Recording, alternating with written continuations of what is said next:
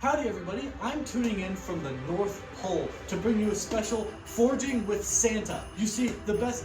Oh, hold on, wait, I'm getting something. Oh wait, it's not the North Pole? It's just where I live? And it's currently 1 degree Fahrenheit?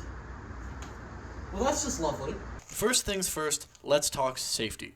I took an immense amount of safety procedures because this is the first time that I've ever had this forge inside, and I don't actually have a chimney for it. However, there was absolutely no chance of me inhaling a toxic gas or fumes, and no chance of a fire either. So even though I didn't show it on camera, just be aware that I took many safety procedures. Okay, with that out of the way, let's talk about something interesting. Let me introduce you to this project. At first, I wanted to do a bracelet, but I couldn't think of a good way to make a clip that wasn't either overly complicated or very heavy. So I decided to just go for a necklace that you can slip on and off.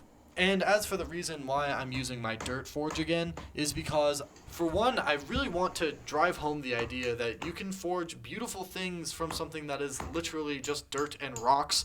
And for two, I really like forging with it, and it's nice to be able to warm up next to a fire when it's this cold outside.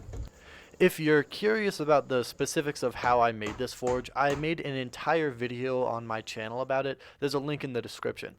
The video's main purpose is to teach you the concepts that you need to apply to your own forge so that you can make a forge with whatever you have lying around. It's less of a step-by-step guide. Okay, so the first link is done. It is pretty ugly. It's not super symmetrical. As you can see, this scroll here is way fatter than this one over here. But you know what? I think at the end of the day, it's okay. And I'm gonna take that lesson into the next one that I make. Into the small terracotta pot it goes. Why a small terracotta pot? Because I ran out of wooden boxes. Because I know that a lot of people in my audience are beginners or people who want to try forging for the first time, let me give you a piece of advice. No matter where you're at, no matter what you can do or can't do, take the first step now. Okay, this was the second link that I just made, and you might notice that I shed a layer. Is that because it's getting warmer? No, actually, it has gotten colder. However, I'm working, I'm right next to a fire. Obviously I'm gonna get warmer. But what do I mean when I say take the first step? Well, for me, what that looked like was doing a lot of research on specific types of metals and forging techniques and the chemistry and science and all that jazz of forging. Okay, so this is the third link, and you might notice that it's not closed.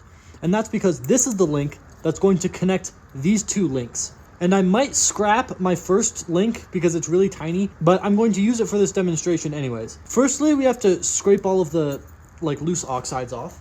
We do this before we actually put the chain together, because once it is together, it's going to be a lot harder to reach all of these places. Okay, so now that they've been scratched by the wire wheel, we put this link over here, this link through here, and then we close it up. Okay, so now that we have 3 lengths of chain, let me also show you how to finish them. Okay, firstly, we warm it up a little bit in the fire. We want to avoid any glowing areas. So if it starts glowing, just let it cool off for a second. Then we take some beeswax, we wipe it on there. Okay, so once you have a ton of wax on there, you can throw it back into the fire, but without the blowers on. This is just to cook off any extra wax, make sure it's all liquid, and then we take it out and we wipe it down. Okay, and now, after this, it is still very hot, but I want to show you something cool that you can do. Oh, the bucket froze over again, look. So watch, if we dunk it into the water to cool it off all the way, and then pull it out, notice how the water kind of beads up? See how the water is turning into little beads on the surface? And those are our first 3 lengths of chain, but we need a lot more to actually make a necklace, so let's keep on going. Something I think is really cool about these 2 clips is if you watch out the window, you can actually see the sun set. I was out here until pretty late. This is number 4. This is link number 5. Well, folks, it's the next day, and the temperature has changed. It's now -5 degrees Fahrenheit. Let me show you something. This is my water bucket. I can stand on it. I'm not holding myself up on anything. That the water that splashed on the hammer is already ice. This is when I decided to start filming from multiple angles at the same time, because if I didn't, this video would be 10 minutes long. I call this the panoramic, because if you look at them in order, it kind of looks like it's a panoramic shot. Number 5, number 6, number 7, number 8. I call this quartet the artsy. It was basically just me running out of different ways to shoot the same thing, which is a lot more difficult than you would think it is. 9 is number 10. Is number 11. Is number 12. This is called the how do I fit 3 things onto the screen nicely. It is by far the most confusing, so how about we just move on? This is number 13. The new number 13 because I didn't like this 13. This is number 15, and I think with this, the chain is long enough to actually put like around my head. Okay, so I measured around my fat noggin, and that was 30 inches. So from here to this little pink chalk line is 30 inches. And if I pull this taut, it reaches it just barely. So once again, like none of these links are actually connected. So every other is open.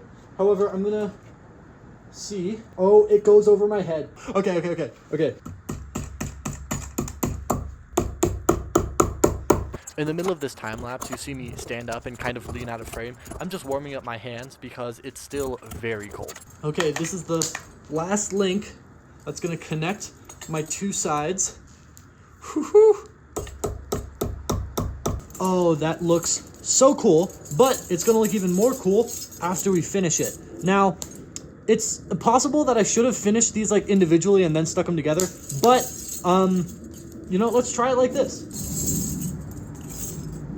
My strategy for finishing this, as you can see here, was to slowly pull it out of the fire and rub the wax on whatever was, just been pulled out of the fire to keep the bottom links hot. And there it is, folks. I honestly love this so much. I mean, it looks gorgeous. I'm really not big on jewelry and particularly chains, but I would honestly wear this.